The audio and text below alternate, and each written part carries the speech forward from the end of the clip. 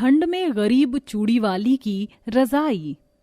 ठंड में कपकपाते हुए शीतल यहाँ से वहाँ चूड़ियां बेचते हुए गली गली जाती है। गली गली काफी कोहरा और ठंडी ठंडी हवाएं चल रही होती हैं। चूड़ियाँ ले लो चूड़ियाँ, रंग बिरंगी चूड़ियाँ, चूड़ियाँ ले लो चूड़ियाँ, रंग बिरंगी चूड़ियाँ। ये चूड़ियाँ कैसे बिकेंगी, मुझे तो समझ ही नहीं आ रहा। सभी लोग अपने घरों के अंदर हैं, कोई भी बाहर दिखाई नहीं दे रहा। ऐसे में जब ग्राहक ही नहीं होगा तो चूड़ियाँ कैसे बिकेंगी। शीतल बहुत गरीब थी और उसका पूरा ससुराल भी बहुत ज्यादा गरीब था। वो सब फुटपाथ पर रहा करते थे। शीतल जब उसकी एक भी चूड़ियां नहीं बिकती तो वो वापस अपने ससुराल वालों के पास आ जाती है, जहां वो सभी फुटपाथ पर पन्नी बिछाकर बोरे की रजाई ओढ़कर बैठे होते हैं। बहू आ गई तू, कुछ पैसे कमाए या नहीं आज? नहीं माँ जी, कहाँ से पैसे कमाती, ठंड देखो कितनी ज्यादा हो रही है। ऐसे में कोई अपने घर से बाहर नहीं निकलता। बोल तो तू सही रही है बहू, लेकिन अब हम लोग क्या करें, हमारे पास खाने को भी कुछ नहीं। माँ, मुझे बहुत जोरों से भूख लगी है।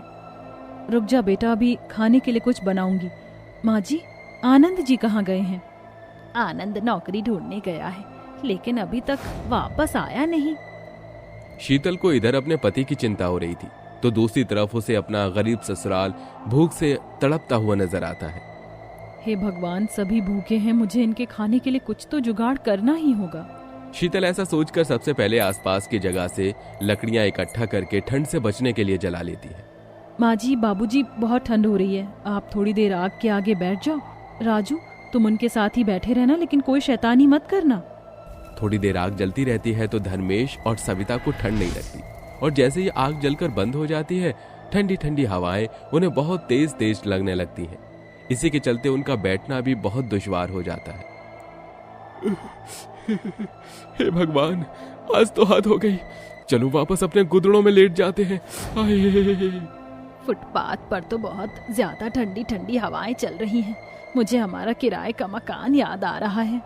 कितने दिनों से बेटे से कह रहा था कि कहीं पर नौकरी कर ले, नहीं तो मकान मालिक हमारा मकान खाली करवा लेगा। अब भारी सर्दी में देखो हमें सड़क पर आना पड़ा, करवा दिया मकान मालिक ने हमारा घर खाली। धर्मेश ऐसा बोल ही रहा था कि तभी उसका बेटा आनंद आ जाता है। हे भगवान, बहुत ज्यादा ठंड लग रही है, यहाँ तो सच में ठंड ने सबके ऊपर कहर दिखा रखा है। आनंद बची कुची आंच पर अपने हाथ पैर सेकता है, जिसके बाद वो अपने माता पिता के साथ बोरे की रजाई के अंदर ही घुसकर बैठ जाता है। लेकिन बोरे की रजाई कितनी हवा को रोक पाती, उसके अंदर से भी बहुत हवा आती है और वो सभी ठंड से ठिठुरने लगते हैं। यहाँ वहां धक्के खाने के बाद मुझे कहीं काम नहीं मिल रहा। इतनी ठंड में कोई काम छोड़ने को राजी ही नहीं है, हर जगह वैकेंसी फुल है। ये सर्दी के दिन और कब तक इस तरह हमें गुजारने होंगे। मेरी चूड़ियां भी नहीं बिक रही हैं। ये सब मेरी ही वजह से हुआ है। अगर मैं सही समय पर काम ढूंढ लेता तो शायद ऐसा ना होता। किस्मत का लेखा जोखा कोई नहीं बदल सकता। सही कहा पिताजी आपने। खैर छोड़िए शीतल, कुछ खाने के लिए बनाया या नहीं? सारा दिन चूड़ियां बेचकर अभी तो आई थी, ऊपर से बनाने के लिए कुछ भी नहीं है। क्या बनाऊं, मेरे पास 1 रुपए भी नहीं है। मेरी चूड़ियां बेचने का काम भी ठप हो गया है। लगता है आज की रात पानी पीकर ही सोना पड़ेगा।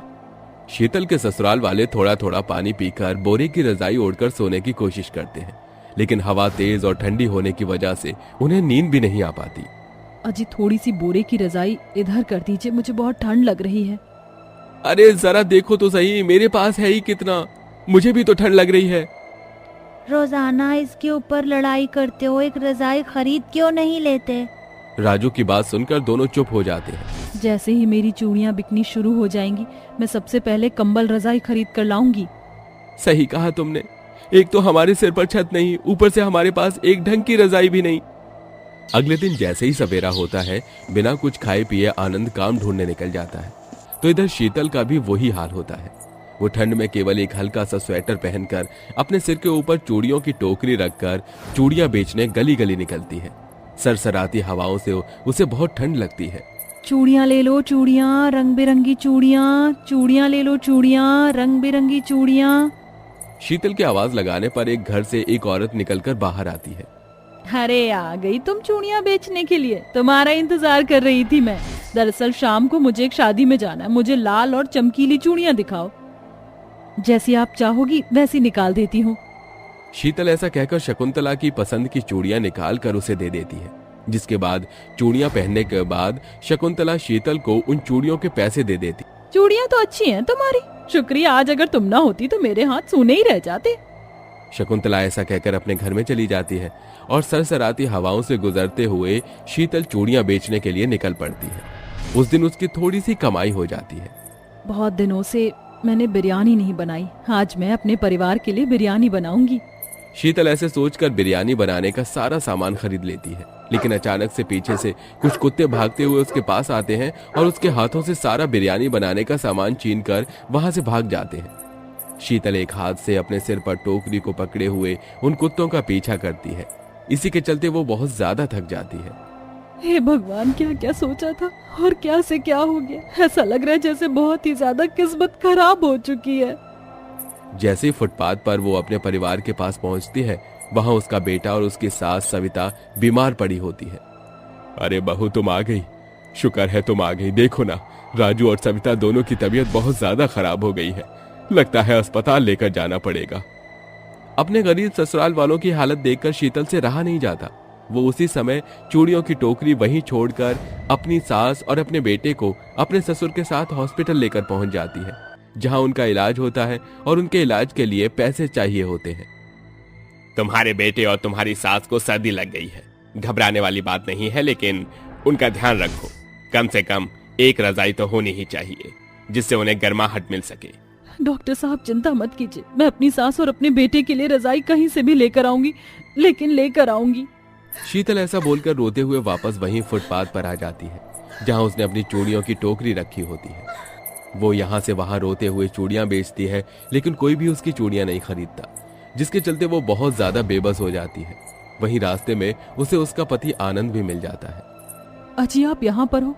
आपको पता है राजू और माँ जी अस्पताल में एडमिट है, उनकी बहुत ज्यादा तबीयत खराब है। उनके लिए हमें एक रजाई की बहुत ज्यादा जरूरत है, वरना उनकी जान को खतरा हो सकता है।